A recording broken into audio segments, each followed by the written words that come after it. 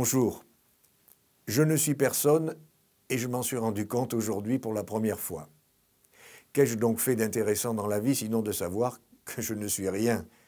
Est-ce suffisant pour continuer à vivre dans ce bas monde? C'est ainsi que s'interroge l'écrivain portugais Fernando Pessoa. Virginia Woolf, dans son roman Les Vagues, qui aborde notamment la solitude, fait dire à l'un de ses personnages qui se retrouve au milieu d'une grande assemblée « Mais ici, je ne suis personne, je n'ai pas de visage ». Fin de citation. Moi, je ne suis rien. Si cette terrible phrase pouvait rester enfouie entre les lignes de quelques romans, elle ne serait pas le sujet de cette chronique. Mais ce n'est pas le cas. En effet, lorsque je rencontre des personnes dans la rue qui me saluent, je leur demande souvent de se présenter. Et ma tristesse est grande lorsque j'entends en guise de réponse « Oh, vous savez, moi, je ne suis rien ». Encore tout récemment, dans une lettre, un monsieur me parle de son désir de paix sur la terre et commence son courrier par cette phrase qui fait mal « Moi qui ne suis rien ». Quels sont donc les critères pour ne pas être rien?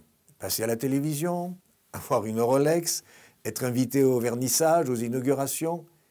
Ou être conscient d'être tellement bête pour faire de sa bêtise une image de marque pour que les médias s'intéressent à nous? Allô, quoi? Ce n'est pas le regard d'une caméra électronique qui nous fait exister à nos propres yeux et aux yeux des autres, mais bien le regard que les autres portent sur nous.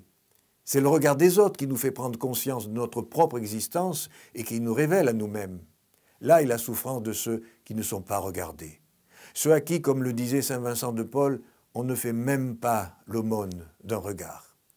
Par notre regard, nous pouvons donner de la joie et de l'amour aux autres, que ce soit la famille, le voisin, l'inconnu dans la rue, ce que nous faisons pour la société, pour une association, pour le vieillard de notre palier, les connaissances que nous transmettons à nos enfants, à nos neveux, notre présence, voilà le début d'une liste infinie de regards sur les autres qui a peut-être inspiré Victor Hugo quand il écrit « Je ne suis rien, je le sais, mais je compose mon rien avec un petit morceau de tout ».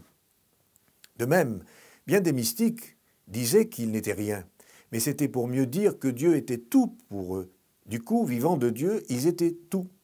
Et puis là, tout récemment, le pape François, dans son récent texte pontifical, nous adresse ce message, je le cite, « Personne ne pourra nous enlever la dignité que nous confère l'amour infini et inébranlable de Dieu. » Alors non, personne n'est rien, personne n'est personne.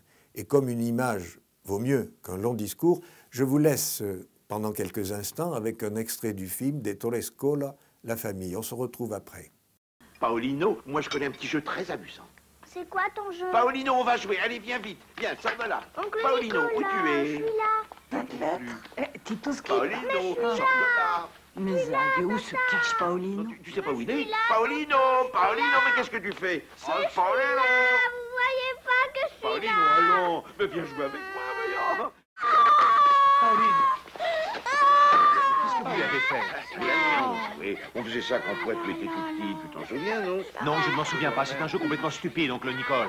Voilà, je pense que vous avez observé le dramatique changement du visage de l'enfant qui croit qu'il n'existe pas, qu'il n'est rien, parce qu'on ne le regarde pas et parce qu'on ne le voit pas.